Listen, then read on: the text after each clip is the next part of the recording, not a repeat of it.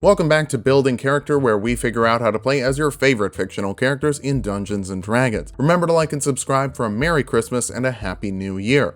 Maybe. It's the day before Christmas, which makes it the perfect time to build Jack Skellington from A Nightmare Before Christmas, which is a Christmas movie, not a Halloween movie. It has a Halloween setting, but the entire plot of the movie is based on trying to do Christmas well. Other than a song in the beginning, it's a 100% Christmas movie. Saying it's a Halloween movie is like saying Star Wars is a moisture farming movie. Sorry, I'm very passionate about very specific things.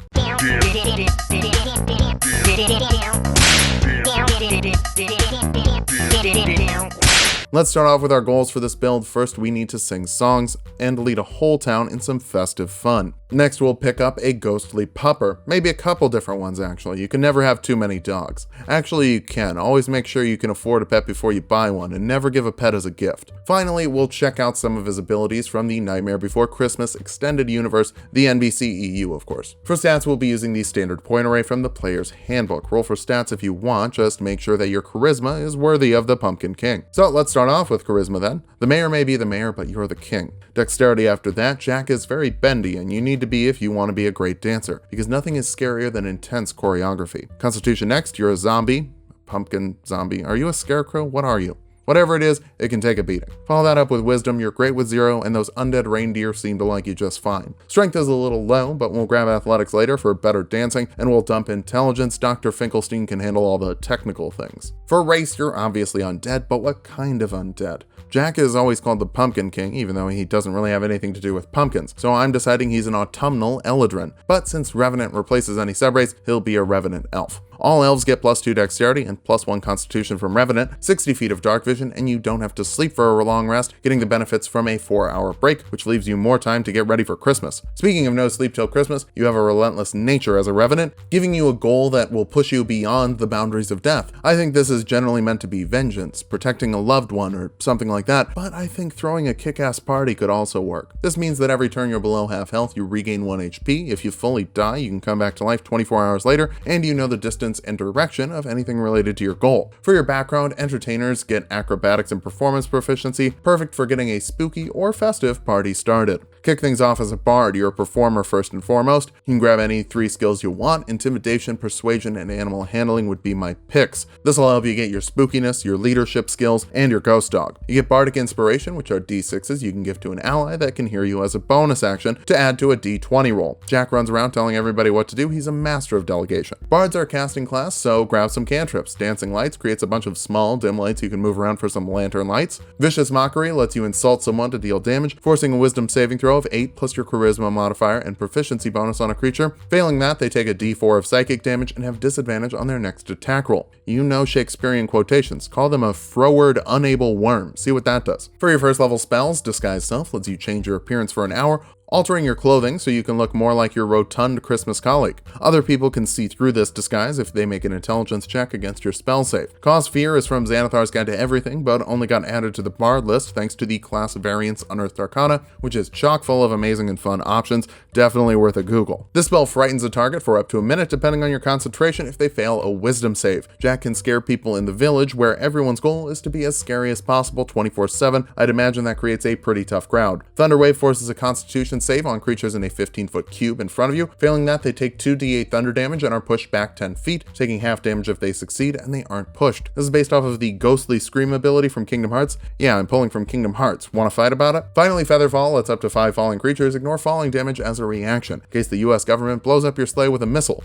This is a bonkers movie. Second level bards get Jack of all trades, an ability that's aptly named here, but also applies if your character is named Tom, Viltrax, or Boblin the Goblin. It lets you add your proficiency bonus rounded down to any skill check you don't have proficiency with, making you very well rounded. Considering how round your head is, that makes sense. To quote the great philosopher Josh Peck, it's spherical. You can also sing a song of rest to let your allies heal an additional D6 on short rests. Slow it down to a ballad. Not every song needs to be about Christmas or abject terror. You can also scoop up one more first level spell. Animal Friendship forces a wisdom saving throw on a beast, failing that they're charmed by you and are friendly to you for 24 hours. There's nothing that makes them hostile afterwards unless your allies attacks them, but who's gonna hurt a dog? Halloween Town is full of monsters, but not that kind of monster. Third level bards can choose a bardic college, and Jack definitely seems like an undead theater kid. He's dramatic, loves costuming, and he rehearses soliloquies under the moonlight. The College of Lore gives you 3 extra skills. Athletics, Stealth, and Sleight of Hand will help you usurp a holiday. You also get Cutting Words, letting you use your Bardic Inspiration to lower an enemy's attack roll, skill check, or damage roll to help you stop Oogie Boogie from whatever evil shenanigans he's up to this week. Of course, there's also Expertise and 2 skills of your choice. Intimidation and Performance would be my picks. You like to sing and you like to scare. Finally, you can pick up 2nd level spells. Suggestion forces a Wisdom saving throw on a creature. Failing that, they'll try to complete any task you give them for up to 8 hours, depending on your concentration, as long as the request is reasonable. You can say make me a coat, but you can't say jump off a bridge. 4th level bards get an ability score improvement. More charisma will make all your spells better and help you convince the town to shift their focus. For this level spell, Animal Messenger lets you send a tiny beast to deliver a message for you to someone that is no more than 24 hours away. Picking a flying beast is better because they can go further. I think a levitating ghost dog would count as flying, but that's just if I'm the DM. 5th level bards get a Font of Inspiration, letting you recover your inspiration die on short rests instead of long rests. Those die also bump up to D8, making you even better at getting the most out of your co-stars. Remember, acting is reacting, but in this case, it's bonus acting. You can also learn 3rd level spells. Fear forces a Wisdom save on creatures in a 30-foot cone. Failing that, the creature is frightened and must use its action to dash away from you. If they can get to a place where they can't see you, they get to reroll the save, but this should help you keep your enemies away. You're a thespian, not a fighter. 6th level bards get Counter Charm, letting you use your action to give allies within 30 feet of you advantage on saves against being charmed or frightened. It's situationally useful, but so rarely comes up, I'm not sure I've actually ever seen a player use it. As a lore bard, you also get additional magical secrets, letting you grab 2 spells from any list. I was gonna grab Find Familiar, but apparently Puppy isn't an option for Familiar, so that's disappointing on so many levels. Thorn Whip is a melee spell attack. It has a 30-foot range and deals 2d6 piercing damage at this point, pulling a creature of large or smaller up to 10 feet closer to you. We can't grab proficiency with a whip anywhere in this build, so this will have to do for the Soul Robber. Soul Robber, of course, came from the PS2 game Oogie's Revenge. We all played that, right? Conjure Animals is a 3rd level spell that summons some beasts to help you out. 1 beast of challenge rating 2 or lower, 2 beasts of challenge rating 1 or lower, 4 beasts of challenge rating 1/2 or lower, or 8 beasts of challenge rating 1/4 or lower. Elk would be pretty close to a reindeer. They have a 1/4 challenge rating, so you can summon Dasher, Dancer, Prancer, Lancer, Chancer, Trancer, Francer, and Necromancer. I think those are the names of the deer, but I'm not looking it up. 7th level bards get 4th level spells. Phantasmal Killer was added to the bard list in the class variants Unearthed Arcana. Forces a Wisdom saving throw on a creature. Failing that, they take 4d10 psychic damage at the end of their turn until the spell ends, and they're frightened for the duration. This lasts for up to a minute depending on your concentration, so the possibility of 40d10 psychic damage is on the table, but they'll probably die from fear before then. 8th level bards get another ability score improvement. Hopefully you can cap your charisma here. It's really important for you. Pick up the Speak with the Dead spell from the 3rd level. It lets you ask a corpse 5 questions in a 10-minute period. It will only know what it knew before it died and needs to have a mouth. Kind of a weird specification, but it does make sense. Bouncing over to Sorcerer now, we need to round out the spell list with some skills Jack has in the NBC EU. For your Sorceress origin, Shadow Sorcerer is the most in line with your Hot Topic defining aesthetic. You get the Eyes of the Dark, giving you 120 feet of dark vision. Halloween Town isn't very well lit, so this will be helpful. You also get Strength of the Grave, letting you make a charisma saving throw to avoid dying when you should drop to 0 HP. The DC is equal to 5 plus the amount of damage you take, and you can't use it if you're killed by radiant damage or a critical hit, and you can only use it once per day. But Jack is virtually unkillable. You've died once, why do it again? You can also grab some cantrips that will help round out your elemental attacks from the Kingdom Hearts games. Firebolt is a ranged spell attack dealing 2d10 fire damage at this level and can be used to ignite flammable objects that aren't being worn or carried. For flavor, say you're tossing a jack-o'-lantern. Sounds cool. Ray of Frost is a ranged spell attack dealing 2d8 cold damage that slows a target's movement speed by 5, and Shocking Grasp is a melee spell attack that deals 2d8 lightning damage and prevents the target from taking reactions next round. Great for when you need to get away. Minor Illusion will be our last cantrip here. It creates a visual illusion that can fit into a 5-foot cube, or an auditory illusion you could use to give yourself a Danny Elfman score. For your first level spells, Jump triples your jump distance for a minute, which could make for some impressive acrobatic stunts in your next performance. Mage Armor makes your AC 13 plus your Dexterity modifier for 8 hours, which should help you avoid damage. A pinstripe suit isn't exactly going to stop a sword. We're multi-classing casters here, so check page 165 of the Player's Handbook to figure out how many spells you have at any given level. Second level sorcerers get a Font of Magic, giving you sorcery points you can use to recover spell slots or do some fancier stuff with thanks to the class variants Unearthed Arcana. Empowered Reserves lets you spend 2 points to give yourself advantage on a skill check. Imbuing Touch lets you make a weapon magical for a minute with 2 sorcery points, and Sorceress Fortitude gives you a d4 of temporary HP for every point you spend. All good stuff, not sure how in character it all all is,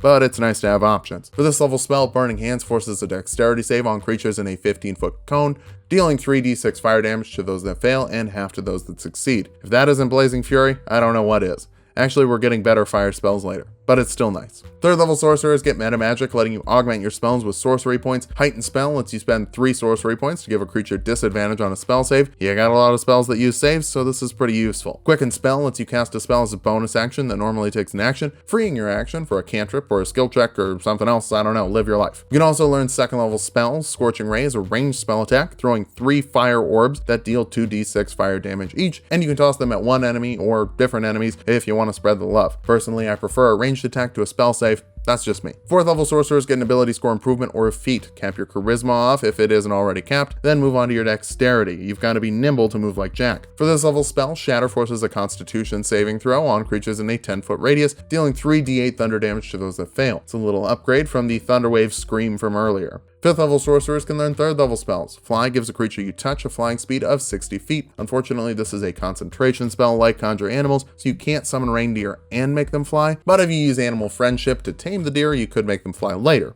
which would be cool. Sixth level shadow sorcerers get a Hound of Ill Omen, which lets you spend 3 sorcery points to summon a special direwolf to attack a target of your choice. It's medium instead of large, it learns where the target is at the start of each of its turn, and gives the enemy disadvantage on saving throws against spells you cast. Ideally, this would be an extra small puppy to be 0, but no complaints about a bigger, badder doggo. At least in combat anyway. Outside of combat, I'm sure he's a nice boy, with a glowing nose. For this level spell, Lightning Bolt forces a dexterity save on creatures in a 90-foot line, dealing 8d6 lightning damage to those that fail and half to those that succeed. Your bolts of sorrow have been a little lacking up to this point. Hopefully this helps make up for that.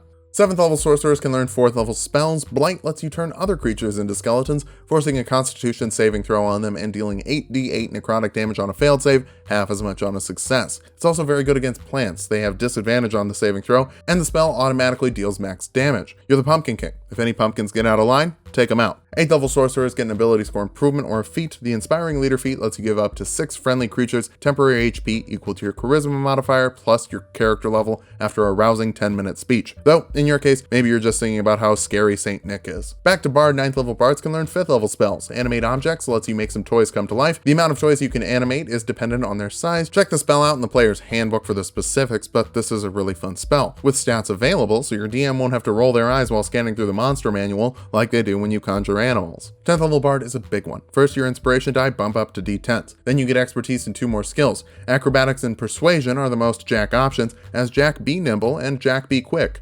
Witted. All of that is great, but you also get more magical secrets to grab spells from other lists. Animate Dead lets you turn a pile of bones into a skeleton or a corpse into a zombie. You can give them specific orders as a bonus action. This spell doesn't require your concentration, it just takes a minute to cast. They'll be under your control for 24 hours, but you can reset that clock by casting the spell again, and using higher level slots lets you control 2 more corpses at a time. Maybe all of Halloween Town is actually just Necromancer Jack's undead army that he uses to stage elaborate musical numbers reminding everybody what Halloween is. Awaken is one of my favorite spells. It's actually from the bar list, but hey, who cares? It gives a beast or animal an intelligence of 10 and teaches them one language of your choice that you also speak. Now Zero is smarter than you, which makes sense. He's not the one trying to turn Murderville into the North Pole. 11th level bards learn 6th level spells. Irresistible Dance forces a creature to dance for 1 round, and it will continue to dance until it passes a wisdom saving throw. While dancing, it uses its whole movement to boogie, then has disadvantage on dexterity saves and attack rolls, and other creatures have advantage on their attack rolls against the target. Lasts for a minute depending on your concentration, but it's worth it just to see your DM regret ever letting you roll up a bard while their end boss Ancient Dragon does the Cupid Shuffle. Our capstone is the 12th level of bard. For an ability score improvement, bump up your dexterity for maximum nimbleness. Now that we've hit level 20, let's figure out how good of a build this is. First, you've got a ton of damage variety with piercing, fire, cold, lightning, thunder, necrotic, really everything to cover your bases and deal with whatever Oogie Boogie is doing.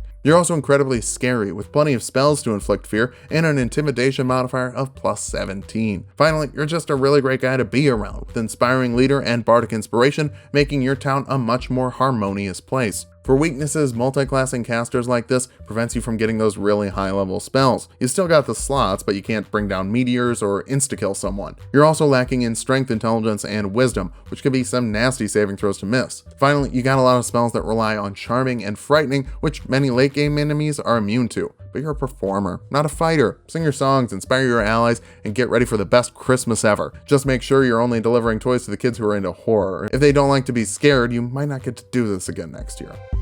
Thanks for watching. Happy holidays. Hopefully you're all taking some time off and enjoying the company of family and friends. We'll get back to the poll videos next week, but I needed to get ahead of schedule if I was going to take a break myself. Happy holidays.